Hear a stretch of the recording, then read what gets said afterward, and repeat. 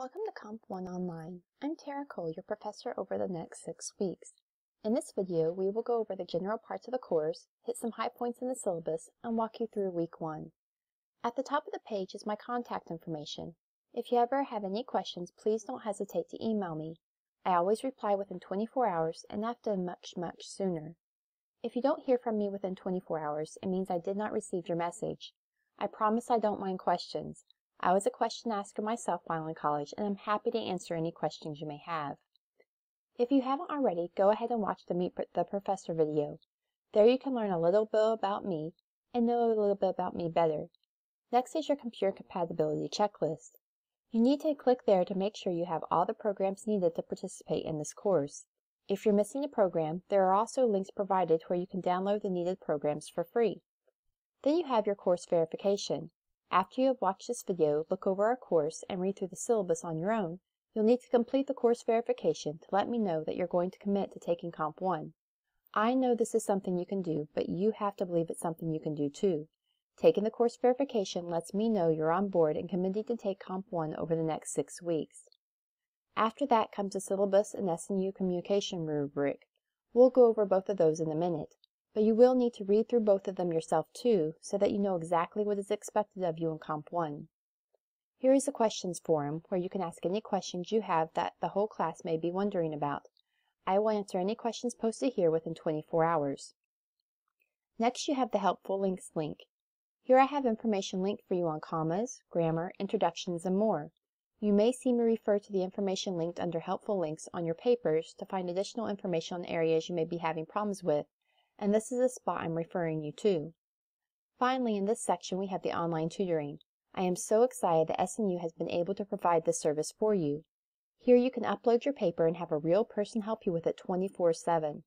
I will be looking over a few of your drafts with you, but on this link they can help you at any time of day with any questions you may have. You will get the most out of your tutoring session if you come prepared with the instructions, assignment rubric, and have specific questions in mind for them to answer. In week 3, you will be required to take your compare and contrast draft to them for help, so you can gain experience with this great service. Now, looking at the right-hand side of our homepage, you have contact information listed here if you have any technical difficulties with the course. Below that are sections links to help you jump to the specific weeks of the course. Then we have our Student with Disabilities information. If you have a disability, please contact them so they can help you get the tools you need to succeed. Below that, we have our Resources link. Under Student Resources, you'll find tutorials and videos for all things Moodle.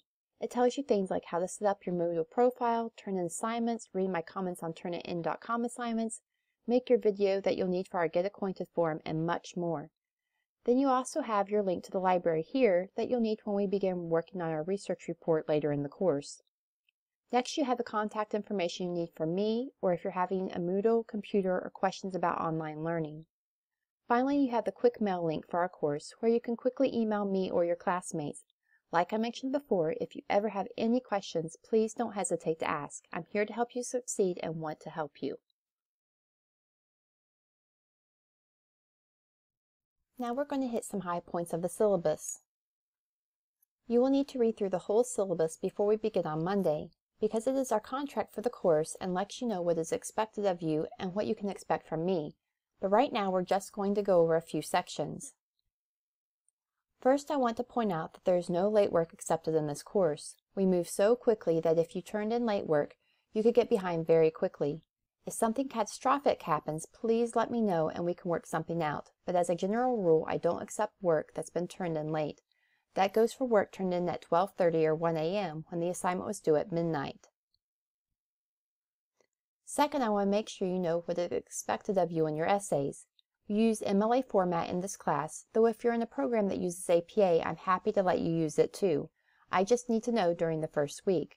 For all the essays, no matter the formatting style, they need to be double-spaced with 1-inch margins and in 11 or 12-point Times New Roman font. Make sure you also include a header at the top of each page and a heading. Finally, make sure you pay careful attention to the page count. Just like a math class, 2.5 does not equal 3 pages. Your works cited isn't included in the page length, and I will count off for papers being too short. On this page, we have the breakdown of your points for the course. 60% of your grade will come from the major writing assignments. You will find specific rubrics linked in the instructions for all these assignments. Then 40% of your grade is made up of the rest of your coursework. Here are the links to the journal rubric and the forum rubric. It is important to note that in the journals I want to be sure you're processing and understanding the information we've learned that week. And in the forums I want to be sure you're learning and adding to the conversation instead of just saying things like, "That's great, I agree." Those types of answers won't cut it. I want to be sure you know exactly what is expected of you, and you will find these two rubrics and other assignment-specific rubrics linked for you throughout the course. Finally, let's look at the academic statement of integrity. There are several types of plagiarism I want to be sure you're aware of. First is word-for-word copying. Make sure you acknowledge a source when you use their words. Then there are the under-acknowledgement when using someone else's ideas or when paraphrasing. You must cite even when you're only using ideas or paraphrasing your own words. Otherwise, it's still considered plagiarism. Last, you must not use a paper whole or in part from another class.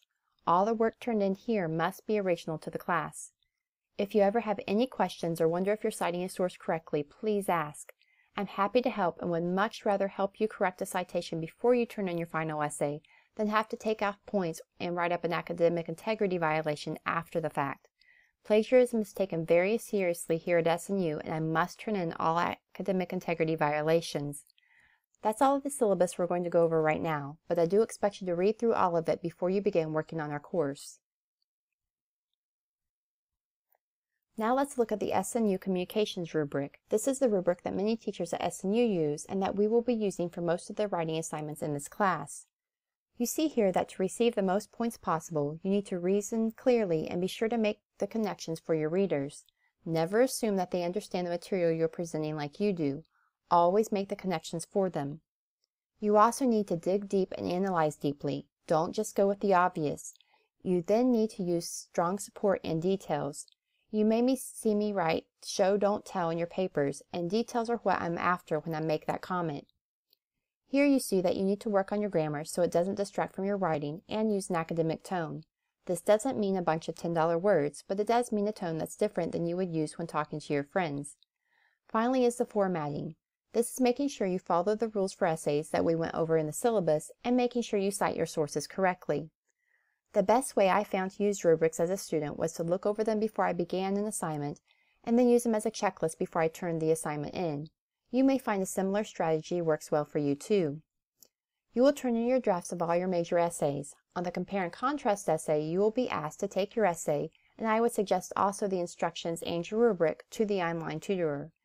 There they can help you make sure your essay meets all the requirements. Then for your last two papers, you'll conference with me one-on-one over your draft. We'll go through your paper together using the Google Hangout and can work together to make sure your essay is meeting all the requirements. Remember, the better draft you bring into your tutoring session and conference with me, the better job the tutors and I can do helping you get the best grade possible. Now let's look at your assignments for week 1. Here you'll find a list of all the assignments for the week with some additional reading. This is just an overview and not a one-to-one correlation to the links under week 1 on the home page.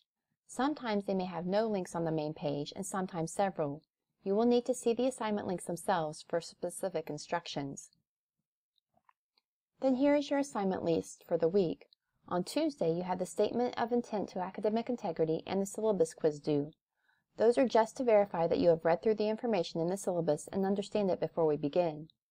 Also on Tuesday, we have the Get Acquainted forum. This is where you will post your videos, much like my welcome video, and tell us a little bit about yourself. If you're unsure how to record a video, please see the links and detailed instructions under Student Resources. Then on Thursday, you have a writing sample due.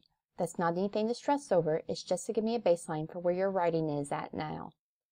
Next on Sunday, you have the Easy Writer Diagnostic and Grammar Improvement Plan. This assignment has 2 parts. In the first part, you'll take the diagnostic test by following the instructions and links listed for you here. That diagnostic will tell you how well you score in certain areas of grammar usage. In Part 2, any area you score below 70% on, you'll read through tutorials and take quizzes over to improve your knowledge on that topic. For example, if you score low on commas on the Easy Writing website, you'll read through the tutorials on commas and take quizzes until you score at least a 70% or more on those quizzes.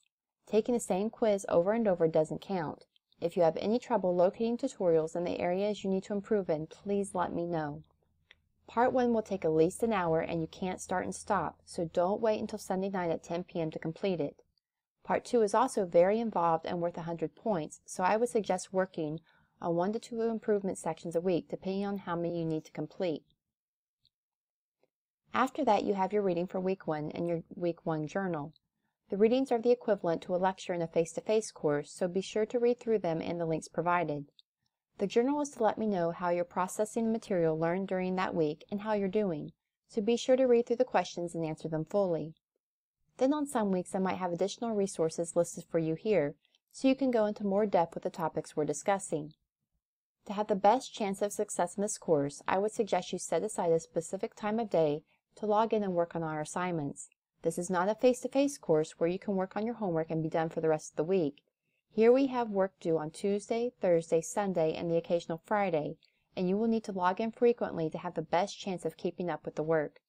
I really enjoy teaching Comp 1 and helping you gain the tools you need to succeed in the rest of your college courses. If you ever have any questions, please ask. I'm here to help you. Now that you're done watching this video, you will need to look over the course, read through the syllabus, and take the course verification. Have a good weekend, and I look forward to getting started with you next week.